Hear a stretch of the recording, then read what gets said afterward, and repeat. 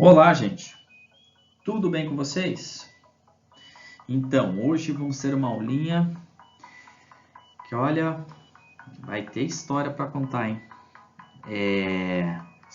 Dando continuidade, né, aos conflitos mundiais.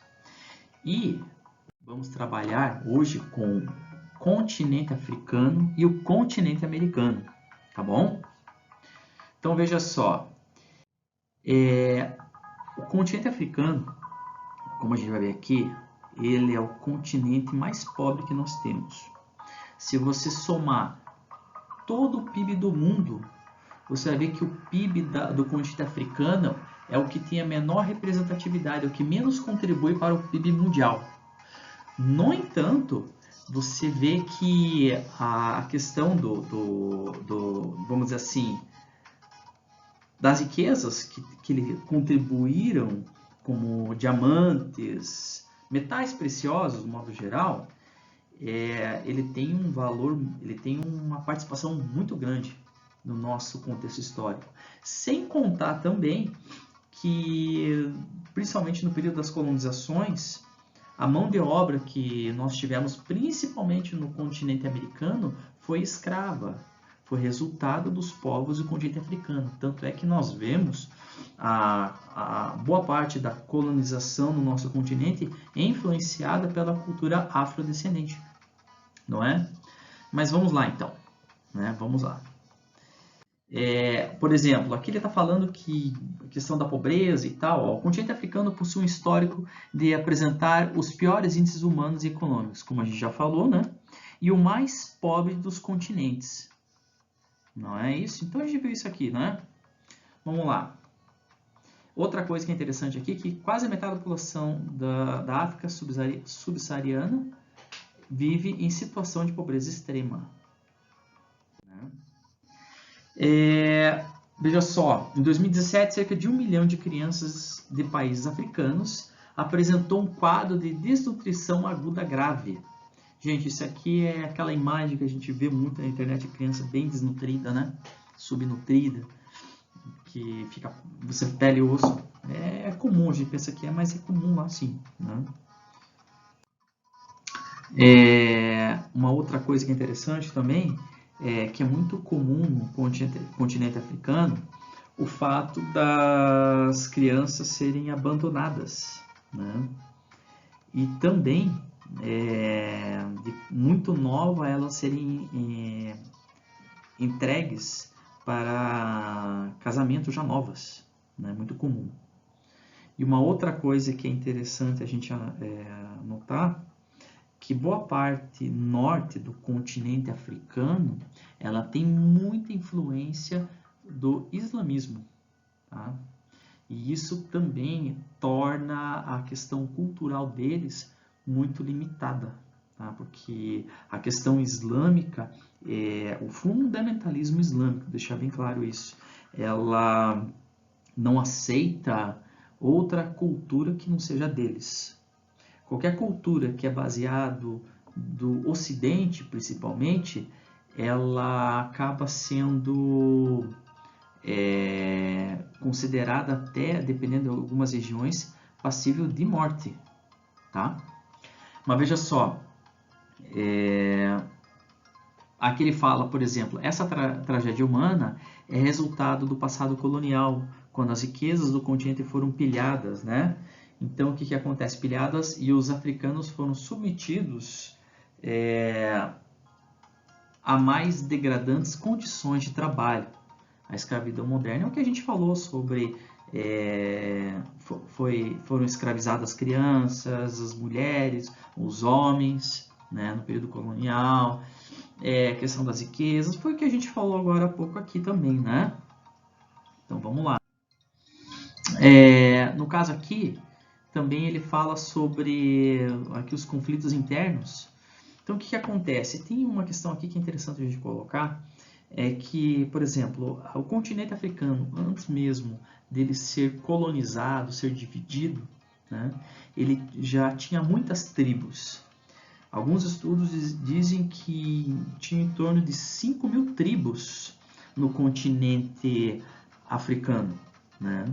E com o processo da colonização, fez com que muitas regiões foram divididas ao ponto de deixar na mesma região que pertencia ao país tribos rivais. Em contrapartida, tinha muitas tribos que foram divididas ao meio, né? Você pertence a esse país e outra metade ficou para outro país. Então, quer dizer, já vinha um contexto de conflitos internos no continente africano, mais a colonização que gerou isso.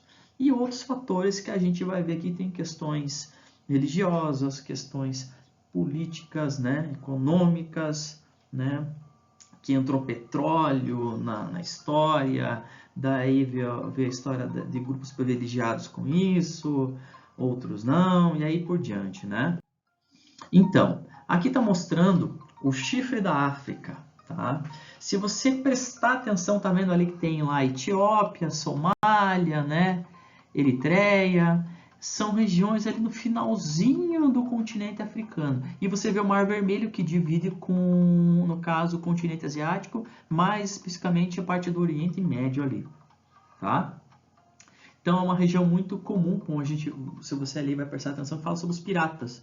Ainda até hoje existem piratas nessa região, que faz com que haja bastante assaltos, roubos, né, de cargas aí e navios também, né? E aqui, né, nós temos o Sudão e o Sudão do Sul. Então aí é uma região de conflito, tá? Você tem uma ideia, se vocês olharem no material de vocês, né?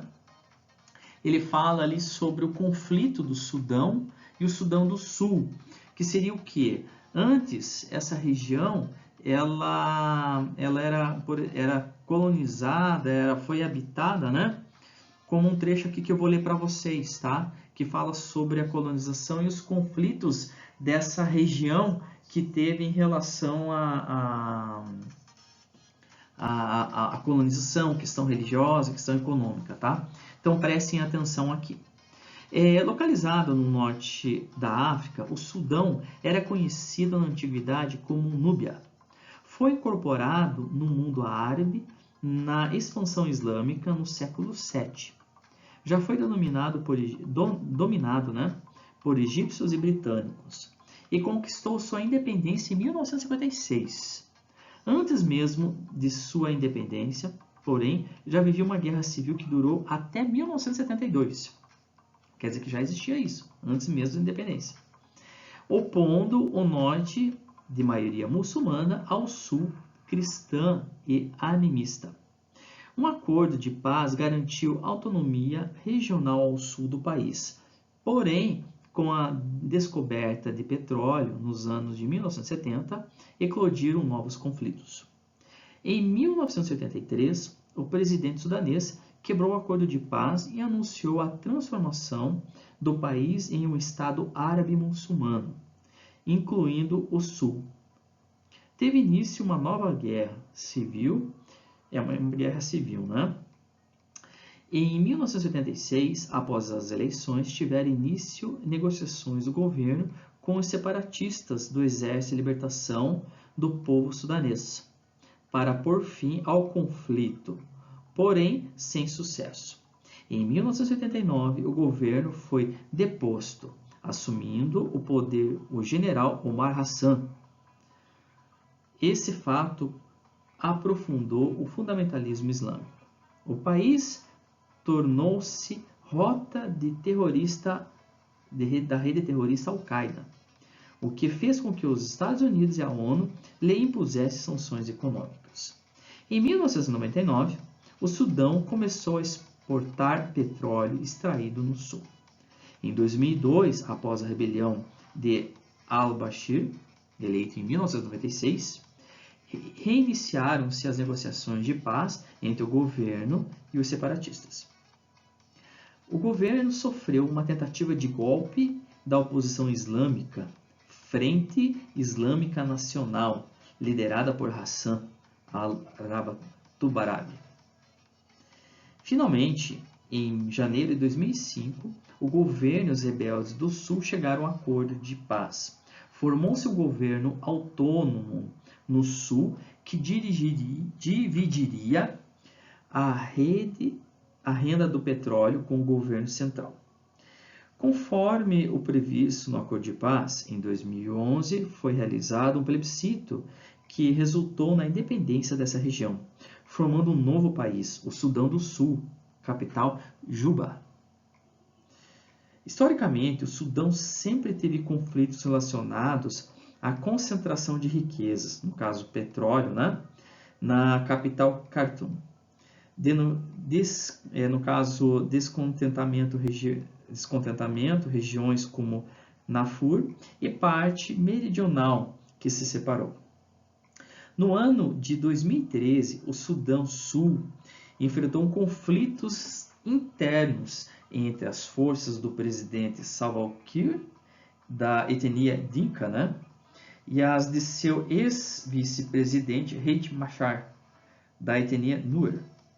Em 2015, as partes estabeleceram um acordo de paz, o que levou à criação de um governo de unidade nacional. Em 2016, porém, a violência entre os grupos retornou. O mais novo país africano enfrenta uma grande crise humanitária. Praticamente a metade da sua população, composta de 12 milhões de pessoas, está em situação de fome extrema. Em 2017, aproximadamente 700 mil cidadãos fugiram do Sudão do Sul e seguiram para acampamentos de refugiados de países vizinhos, tá? Então está mostrando ali também no slide a região petrolífera que está em disputa, tá ok? Vamos lá. Aqui o Magreb, gente. Uma outra região, se prestar atenção, o Magreb ali envolve Argélia, Marrocos, Tunísia, toda aquela região ali que está vendo em rosa, tá ok? Né? E você vê ali no caso a área de maior concentração populacional, não é isso? Que a parte aqui costeia ali, parte do Atlântico, parte do Oceano Mediterrâneo, tá ok? Você vê as principais jazidas de gás, as principais jazidas de petróleo, né, que está em verde. Tem ali o restante ali do ferro, minas de fosfato, que são minérios importantes, tá ok? Mas assim, o que é interessante lá também por ser influenciado pelo islamismo, né? Ali tem um grupo conhecido como Frente Islâmica, né? Que é o partido que ele tem, no caso aqui, de oposição, né, do governo. Apesar que ali é uma região que é muito influenciado pelo islamismo, ok? Então, assim, ali diante de uma possível vitória, no caso do Frente Islâmica, né? O governo da época ela instituiu lei marcial, tá, ok? Que foi regida pelos militares da região ali. Então, quer dizer, iniciou uma guerra civil, tá, ok? No caso da Frente Islâmica, com os militares da região. Então, assim, ali também está tendo muito número de atentados, tá, ok? Aos civis, por causa disso, por causa desse conflito político, né? E também é uma região, querendo ou não, muito rica em questão de minérios, como vocês estão vendo aí no mapa, tá bom? Então, no caso, a instabilidade no continente também afetou, no caso, os estados do Golfo da Guiné, tá ok? O mais importante país da região da Nigéria vive desde o início dos anos 90 grande turbulência na política interna, com oscilação entre os avanços eleitorais da oposição e do governo dos militares, que a gente estava falando aqui, tá ok? Então, quer dizer, essa guerra, ela alastra, no caso, Senegal, né? Região no caso que está vendo ali, a Casamance, né? Libéria, Serra Leoa, o estado de Sahel, no caso ali, você está vendo ali, deixa eu ver uma coisa aqui.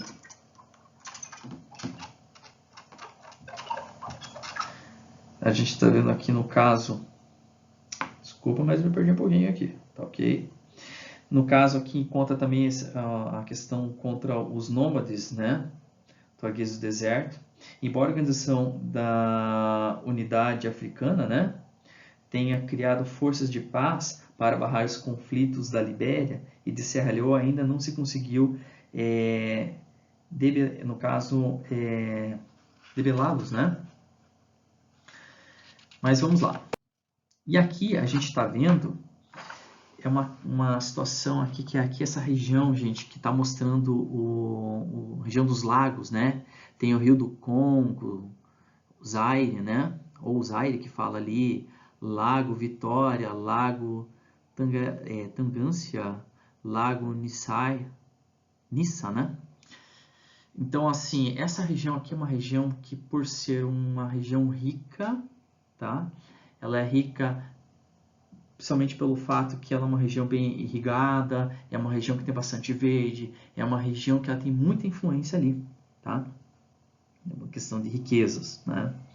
Então, veja só, tem uma situação aqui que eu quero passar para vocês, que é o seguinte, tem um conflito ali, né? De Ruanda e Burundi. Esse conflito foi mostrado pela mídia como decorrência do tribalismo tradicional, mas a realidade resultou da deformação e reapropriação moderna de determinadas fraturas sociais da região. Tá? Os agricultores hutus formam 90% da população e os pastores tutsis, que chegaram mais tarde à região,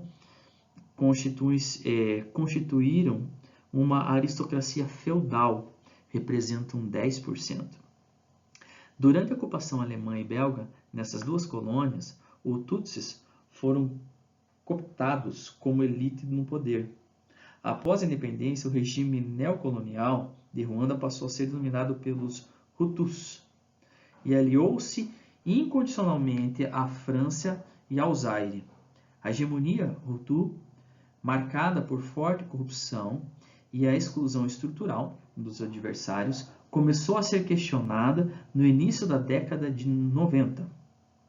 Refugiados tutsis, exilados há anos em Uganda, organizaram um pequeno exército, Frente Patriota Ruandesa, que penetrou no norte de Ruanda em outubro de 1990, sendo expulso um mês depois pelo exército ruandês. Sentindo-se desgastado e ameaçado internamente, o governo massacrou Tutsis em 91 e 92 com o meio de fomentar uma divisão étnica. Né? Em Ruanda, né? Então, os extremistas Hutus ligados ao ex-presidente, aproveitando-se da situação para atacar os Tutsis e aos Hutus moderados, a crise agravou-se com a morte. Veja só, gente, o que aconteceu aqui? Eles estavam tentando fazer um acordo entre eles. E eles estavam viajando tanto, no caso aqui, os representantes dos Hutus como dos Tutsis, teve uma viagem, né, de avião para eles irem numa região resolver essa crise. Esse avião caiu, gente, caiu em Ruanda. Então, quer dizer, a partir daí, houve uma guerra civil, que complicou mais ainda, né? Uma guerra civil. E, no caso aqui, esse grupo, né, de guerrilheiros que se levantou, né? Ele conquistou, no caso, Kigali, a capital de Ruanda. Tá ok? E daí, continuando, em 1994, teve início um gigantesco massacre de Hutus, que fez entre 500 mil e 800 mil mortos e produziu um êxodo de 4 milhões de refugiados em uma população de 7,8 milhões. Então, quer dizer, mais da metade da população. A maioria em direção aos países vizinhos, principalmente o fragilizado Zaire, que, juntamente com a França, era aliado antigo, né, do antigo governo. Os Estados Unidos imediatamente reconheceram um novo governo. No caso, esse governo como que eu posso falar aqui? Deixa eu achar aqui para falar para vocês desse governo. A Frente Patriota Ruandesa. Tá? Eles reconheceram esse grupo, que também era aliado de Uganda e Tanzânia. Tá bom? Então veja a situação toda ali que aconteceu. Tá? Então, é uma região ainda que tem o conflito, tá ok? Então, foi na região que, se você olhar ali o Rio Congo ou Zaire, no lado tá vendo a República Democrática do Congo. Quer dizer que muita gente daquela região, logo acima, né, que foi para, no caso hoje, a República Democrática do Congo, né? E aqui nós temos América Latina. Gente, a América Latina é o seguinte. Você vai ver aqui, tá vendo a foto aqui? Vamos lá. Ele tá falando aqui Hugo Chávez, né? Mas só veja só, esse camarada aqui na foto não é Hugo Chávez. Vou te mostrar o Chávez. Não, não é esse Chávez. Desculpa, é esse Chávez aqui. Estão falando desse Chávez aqui, tá ok? No caso aqui, ele tá falando da Venezuela, né? A Venezuela, primeiramente, ela teve uma influência muito grande do Hugo Chávez. Hugo Chávez é o seguinte, ele teve uma importância pelo seguinte, ele tinha uma ideia da integração latino-americana. Então, quer dizer que isso também muitos países ficavam preocupados com essa ideia dele de fazer a união dos países latino-americanos, né? Então, veja só, esse foi um dos ideais que ele levantou, não é, à frente, né, para poder estar dominando essa região, não é isso? Então vamos lá. Esse foi o maior sonho que ele tinha, unificar as repúblicas, ok?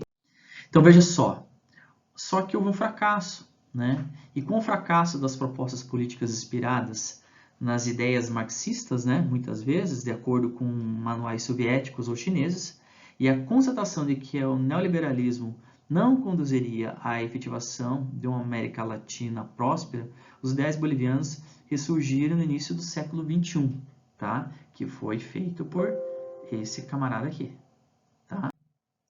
Vamos lá. Nas eleições de 2018, Maduro foi reeleito, né, para o período de 2019, a 2025. Entretanto, organizações internacionais, a OEA, a União Europeia e o G7 não reconheceram a reeleição de Maduro, denunciando a ilegalidade das eleições e apontando possíveis fraudes. Então, aí começou um período de conflito que a gente vê, de crise que a gente está vendo até atualmente aí, ok? E Bolívia. Gente, a Bolívia é o seguinte. Aqui ele está mostrando que a questão dos recursos naturais. A gente está vendo aí, no caso também, a Bolívia ela tem uma situação, tá? O Evo Morales, que é aquele camarada ali de capacete branco ali, tá? O Evo Morales, ele surgiu de uma tribo indígena e ele pertencia a um grupo, né? A um grupo, deixa eu ver aqui, que ele tem uma frente aqui, que é um grupo político dele. Tá, só um pouquinho, porque é bastante material, né, gente? Tá aqui. Ele era do movimento, no caso, pelo movimento ao socialismo, tá? A sigla é MAS, tá? Então, assim, ele veio com a ideia, primeiro, de uma nova Constituição, tá bom? E estatização. Primeiramente, ele falou sobre uma nova Constituinte. Nos primeiros 4 meses, ele já começou um processo de estatização. Então, na Bolívia, tinha empresas da Petrobras, por exemplo, que ela foi simplesmente assim, a partir de agora, a Petrobras pertence ao governo boliviano. Tiraram da mão da Petrobras e criaram a estatal boliviana, né? E o nosso governo ficou quietinho, ficou totalmente passivo em relação a isso. Isso foi em 2006, tá? Em 4 anos de mandato ele já começou a fazer isso aí, não é? E também uma outra coisa que queria uma certa atenção é que ele se aproximou de, no caso, Hugo Chávez e Fidel Castro, né? Então, assim, já viram que o país estava indo para um regime marxista, entende? Então, assim, nesse período também a gente vê que a Bolívia ela começou também a uma reestruturação, uma reforma agrária, tá? Então, assim, até foi conhecido como uma revolução agrária. Eles, assim, nesse período eles começaram a redistribuir as terras para as tribos, para os agricultores, para as pessoas, né? E nesse período foi a maior, assim, a aceitação que ele teve. Chegou a 80% da população a ter ele teve a aprovação de 80% da população, né? O restante os outros 20% era a população que estava sendo, vamos dizer assim, perdendo as suas posses, vamos dizer assim, né? Então, assim, assim a questão ele fala assim que no plano político extrema as discussões giravam em torno dos riscos e a aproximação entre Morales, Hugo Chávez, Fidel Castro, quer dizer que estava gerando até uma certa instabilidade, não é? Então, assim, a gente tem que estar cuidando um pouquinho, né? Vamos lá. Vamos para frente. Aqui, Colômbia. Gente, a Colômbia, ela tem aqui, por exemplo, aqui, ó, o governo do país combate grupos guerrilheiros há mais de 50 anos. Então, as Forças Armadas Revolucionárias da Colômbia, FARC, e o Exército de Libertação Nacional chegaram a controlar cerca de 30% do país, gente. 30% do país. Então, assim, veja só a situação, a situação estava perdendo o controle mesmo, 30% do país sendo dominado por um grupo guerrilheiro, tá? E o detalhe, esse grupo, tanto o FARC quanto a frente, no caso aqui, Exército de Libertação Nacional, né? Eles cobravam um imposto, tá? Era um imposto revolucionário, tá ok? Então, assim, o que acontece? Eles pediam qualquer atividade econômica, incluindo as ilegais, como o narcotráfico, eles cobravam um imposto, no caso revolucionário, para ajudar o quê? Para poder financiar as atividades desse grupo. E o que acontecia? Principalmente o narcotraficante, né? Ele não se opunha a essa prática, né? Desde que deixassem eles praticarem o comércio deles, vamos dizer assim, né? Então, assim, veja a situação, né? Então, inclusive, tanto o FARC como a Libertação Nacional, vamos falar assim, né? O Exército de Libertação Nacional, eles pertencem a um grupo chamado Foro de São Paulo, tá? Foro de São Paulo, que existem vários governos, inclusive partidos políticos do Brasil, que fazem parte a esse grupo que contém esses guerrilheiros aí, tá bom? Vamos lá. Aqui, ó, o plano colombiano previa a liberação de dinheiro para o governo comprar armas e equipar o exército. Os Estados Unidos também fortaleceu helicópteros e uma tentativa de facilitar o combate a guerrilheiros e a narcotraficantes. Quer dizer que o governo americano ele estava fortalecendo o governo colombiano para poder lutar contra esse grupo. E até hoje existe isso, tá? E aqui fala de um grupo, Chiapas, que é no México, tá? O Chiapas é o seguinte, ele é um grupo de uma tribo, tá? Que ele estava se opondo ao governo, porque o governo eles tinham prometido uma região para eles e ele não cumpriu. Se tem uma ideia, eles ganharam a simpatia até de grupos, de ONGs, que cederam terra para eles, né? Para eles poderem se estabelecer. Tanto é que você vê que tem uma frase que eles colocam ali naquela região e ele serve até como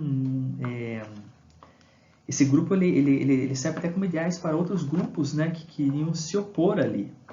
E ele tem uma frase que fala bem assim, tá? Quando estão chegando perto do território, bem assim: aqui manda o povo e o governo obedece.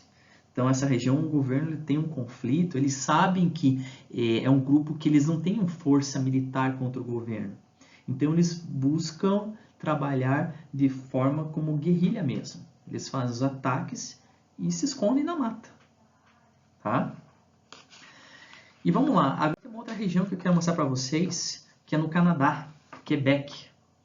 Quebec é o seguinte, ele é uma região, tá? Por exemplo, o Canadá ele tem 13 unidades políticas, né? E sendo que Quebec ela é a segunda mais importante. Ela fica só atrás da província de Ontário, tá? Então, o que acontece? Ali tem colonização francesa, ali no Canadá, vamos falar assim no modo geral. Tem ali também, se eu não me engano, tem mais alguns, tem os italianos, os escandinavos, aí tem os índios, né? Tem os alemães, então tem vários grupos ali. Mas assim, ali aquela região do Quebec é uma região que é muito forte pela colonização francesa. Então assim, eles chegaram a fazer um plebiscito, né? Vamos dizer assim, eles queriam fazer uma separação e tal. Um pouquinho antes desse plebiscito, voltando um pouco aqui, né? Eles estavam querendo fazer a emancipação. E o que aconteceu?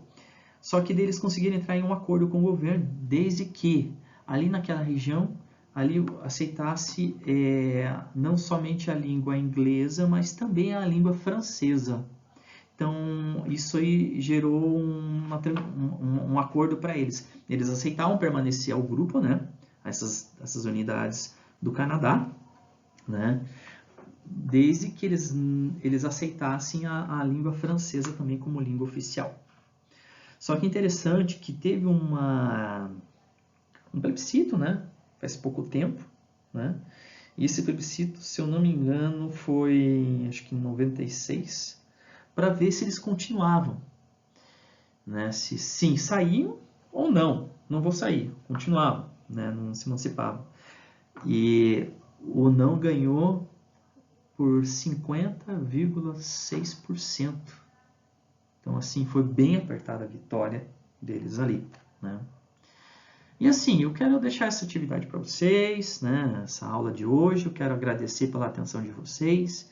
Que Deus abençoe, tá? Que vocês possam rever depois esse material aqui, que tem bastante coisa, bastante detalhe, né? Então, que a gente possa estar revendo essa matéria aí. Quero agradecer a vocês. Deus abençoe. Que vocês tenham uma excelente semana e que Deus possa abençoar, que vocês possam estar compreendendo o conteúdo, tá? Deus abençoe vocês. Tchau, tchau.